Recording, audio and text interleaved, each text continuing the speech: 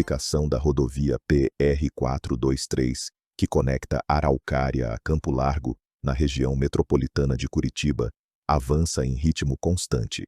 De acordo com o último balanço da concessionária Via Araucária, a obra atingiu 12,6% de avanço físico até o final de dezembro de 2025. Com um investimento de cerca de R$ 230 milhões, o projeto abrange 26 quilômetros da rodovia, do quilômetro 9 ao 35. As obras foram iniciadas em agosto de 2025 e a previsão de conclusão total permanece para fevereiro de 2027.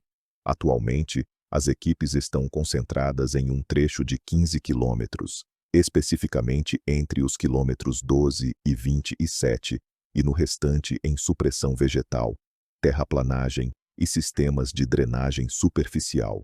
A PR-423 é um eixo logístico fundamental, ligando a BR-476, em Araucária, a BR-277 e BR-376, em Campo Largo, sendo amplamente utilizada por veículos de carga e pelo tráfego regional.